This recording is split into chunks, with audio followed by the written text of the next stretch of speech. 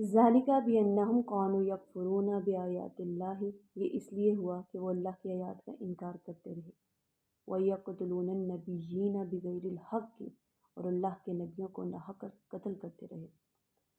ہمارے ہاں بھی مجددین امت کو قتل بھی کیا گیا، ان میں سے کتنے ہیں جو جیلوں میں ڈالے گئے، متعدد صحابہ اور سینکڑوں تابعین حکمرانوں کے ہاتھوں موت کے گھاٹ اتار دیے گئے۔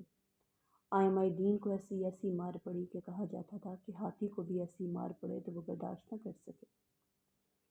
امام احمد بن حنبل کے ساتھ کیا کچھ ہوا۔ امام ابو حنیفہ نے جیل میں انتقال کیا اور وہاں سے ان کا جنازہ اٹھایا گیا۔ امام دارالحجرت امام مالک کے کندھے کھینچ دیے گئے، منہ کالا کر کے انہیں اونٹ پر بٹھا کر پھرایا گیا۔ حضرت مجدد الافسا نے شیخ احمد سرہندی کو پس دیوار زندان میں ڈالا گیا۔ سید احمد بریلوی اور ان کے ساتھیوں کو خود مسلمانوں نے شہید کروا دیا۔ ہماری تاریخ ایسی داستانوں سے بھری پڑی ہے۔ اب نبی تو کوئی نہیں آئے گا، ان کے ہاں نبی تھے، ہمارے ہاں مجددین ہیں، علماء حق ہیں۔ انہوں نے جو کچھ انبیاء کے ساتھ کیا وہی ہم نے مجددین کے ساتھ کیا۔ ذالک بما عصوا وکانوا یعتدون، اور یہ اس لیے ہوا کہ وہ نافرمان تھے اور حد سے تجاوز کرتے تھے۔ ان کو یہ سزا ان کی نافرمانیوں کی وجہ اور حد سے تجاوز کرنے کی وجہ سے دی گئی۔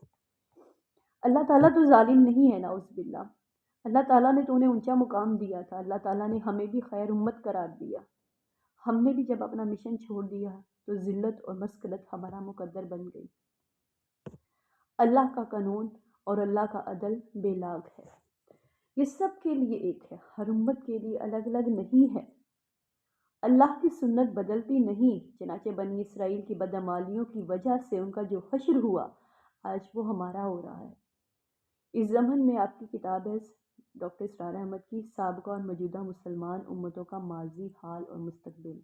آپ فرماتے ہیں کہ اس کتاب کا لازمی مطالعہ کیجیے گا۔ جزاک اللہ۔